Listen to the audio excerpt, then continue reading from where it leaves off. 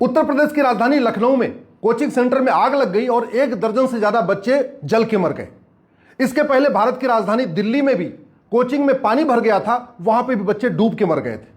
Coaching city Kota, जहां पूरे देश से बच्चे कोचिंग करने आते हैं, वहां आए दिन बच्चे आत्महत्या करते रहते हैं। अब फिर से वही हो रहा है, तू मैं आरोप प्रत्यारोप, नूरा कुश्ती बतौलेबाजी।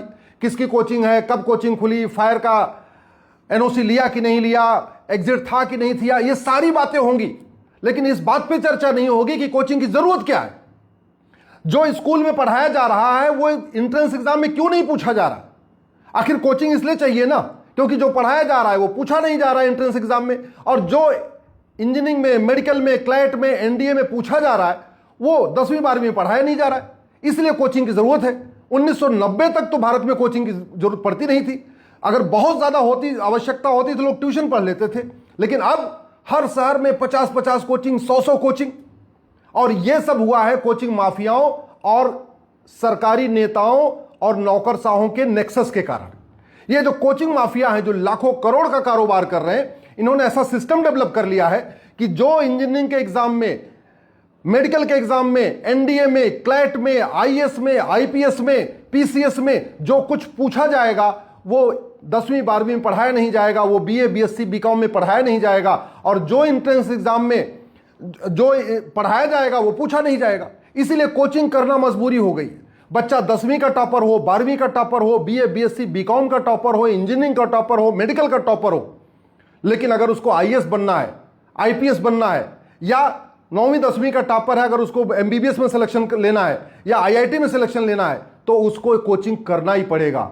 मैं फिर से कह रहा हूं, अगर चीन हमसे 3 गुना बड़ा है, वहां अगर 1 नेशन 1 एजुकेशन बोर्ड हो सकता है, वहां बिना कोचिंग के लोग इंजीनियर, डॉक्टर बन सकते हैं, तो भारत में यह कोचिंग का काला कारोबार क्यों चल रहा है? अगर छोटे से छोटे देश फिनलैंड में भी बिना कोचिंग के काम हो सकता है, तो फिर भारत में कोचिंग का कारोबार क्यों चल रहा है? पूरी दुनिया में इंजीनियर बनते हैं, डॉक्टर बनते हैं, सेना में जाते हैं, कलेक्टर कप्तान बनते हैं, वहां इतना कोचिंग का कारोबार तो नहीं चल रहा। फिर भारत में क्यों चल रहा है? क्यों हम इस राइट टू एजुकेशन को, राइट टू इक्वल एजुकेशन क्यों नहीं बना दे रहे? अगर एक रेलवे बोर्ड से पूरे देश में ट्रेन चल सकती है, तो एक एजुकेशन बोर्ड से पूरे देश में स्कूल क्यों नहीं चल सकते? अगर 1 नेशन 1 टैक्स हो सकता है कि इस सामान पे 5% टैक्स लगेगा, इस पे 8% लगेगा, इस पे 12% टैक्स लगेगा, तो वैसे ही हम सारे विषयों का सिलेबस स्टैंडर्ड क्यों नहीं कर सकते?